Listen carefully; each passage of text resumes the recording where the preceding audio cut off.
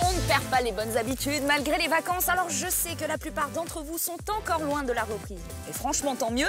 Mais avez-vous pu vous tenir au courant de tout ce qui était incontournable cet été? On vérifie tout de suite avec David au Japon. Et ensuite, on retrouve la rédac pour les toutes dernières sorties.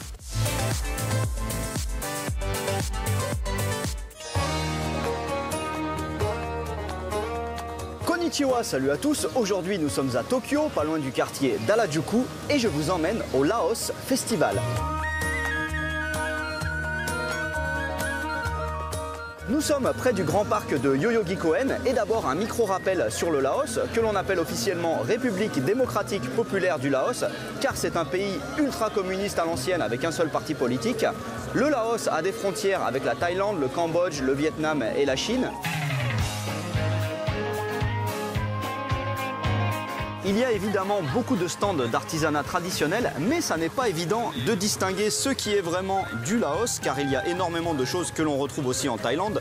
Quoi qu'il en soit, il y a plein de jolis vêtements en soie, des objets en paille tressée, du café aussi, parce que le café du Laos est assez réputé.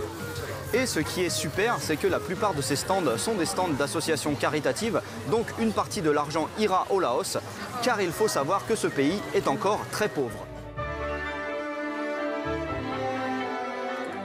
Niveau musique, on a eu le droit à quelques artistes laotiens dans un style plutôt moderne, mais aussi bien sûr de très beaux spectacles de danse et musique traditionnelle du Laos. Alors je ne suis pas spécialiste du tout, je sais simplement que ce genre de costume traditionnel s'appelle des sin.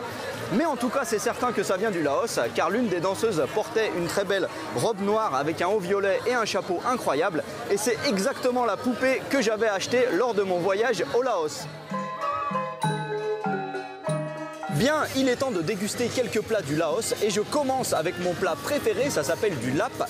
C'est fait surtout à base de viande de poulet émincée mélangée avec plein de trucs, notamment du citron, des oignons, là il y a des feuilles de menthe.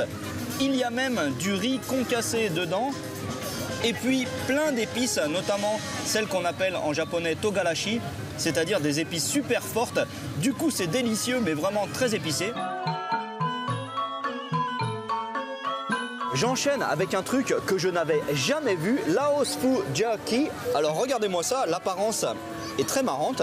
Et il s'agit de viande de porc, viande de cuisse de porc si je ne me trompe pas, avec une sauce assez proche d'une sauce soja. Et le plus original, c'est la cuisson, car ils la font de manière à ce que la viande soit quasiment plastique. Donc quand on mange ça, c'est super difficile à mâcher. On a l'impression de mâcher un énorme chewing-gum, mais au niveau du goût, c'est pas mal du tout. Voilà, ça fait du bien de faire autre chose que de la culture du Japon de temps en temps. Et je tiens à rajouter que le Laos est un très beau pays avec des gens très accueillants, donc n'hésitez pas à y aller. Allez, à plus. Tiens, né.